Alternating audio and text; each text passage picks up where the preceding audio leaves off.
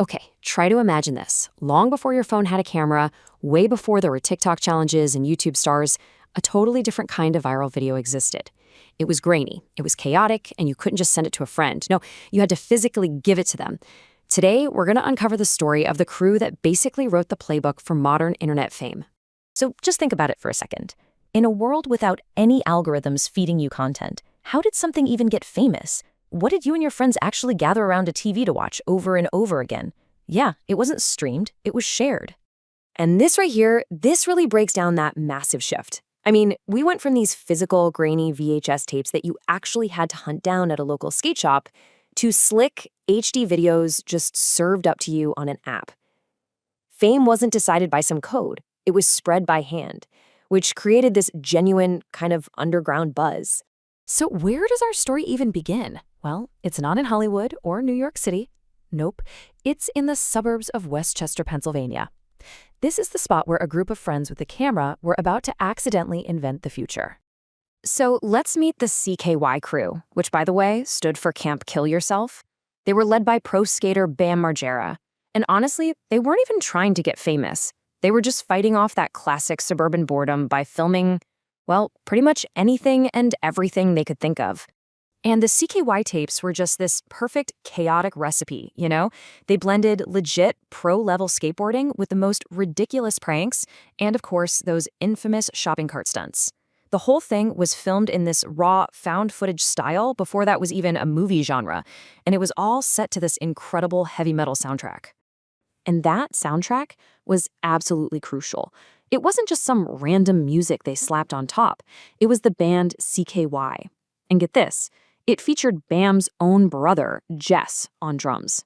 This family connection meant the music wasn't just background noise. It was woven into the very DNA of the videos. It gave them this powerful, unique identity. What they did was basically create a whole new genre, skate rock. It was this perfect fusion of the rebellious energy from skate culture and the aggressive, driving sound of alternative metal. Those signature distorted, almost synth-like guitar riffs, yeah, that became the anthem for an entire generation of kids watching these tapes. So how did this small-town bootleg thing get so huge? Well, it was about to get a massive mainstream spotlight. The underground was about to come crashing to the surface in a very, very big way. And here's exactly how that explosion happened. As the CKY tapes became legendary in skate shops, a copy landed in the hands of Jeff Tremaine and Johnny Knoxville. Now, they were already working on a similar idea, but they saw that the CKY Crew's chemistry, that was the missing ingredient. So the two groups merged, and in October of 2000, boom, Jackass premiered on MTV. The impact was just immediate. It wasn't just a new show, it was a cultural earthquake. That raw, unfiltered vibe from Westchester was suddenly being beamed into millions of living rooms. For teenagers, it felt authentic and totally exhilarating. For parents, well, it was basically a nightmare. And that's really what made it all work. See, Jackass brought the stunts to the masses, but it was the CKY Crew that brought the heart. The secret sauce was their genuine friendship. You weren't just watching stunts. You felt like you were hanging out with them while they were being idiots. And that connection, that was everything. Okay, now let's connect the dots from these old VHS tapes to the phone that's probably in your hand right now. Because whether they knew it or not, the CKY Crew was creating the exact template for the modern vlogger and content creator. Seriously, the comparison is just uncanny. The CKY Crew filmed everything. That was the original day in the life vlog. They turned Bam's parents, Phil and April, into these beloved characters, a tactic creators use constantly today. They built this incredibly loyal insider fan base, which we now have a fancy term for, a parasocial connection. Their whole DIY, unfiltered style is the literal blueprint for today's authentic content. They didn't just predict the future of content, they actually wrote the playbook for it. And this term, parasocial connection, it's so key. It's that feeling you get where you think you know a creator, even though you've never met them. The CKY Crew completely mastered this decades ago. They just got it.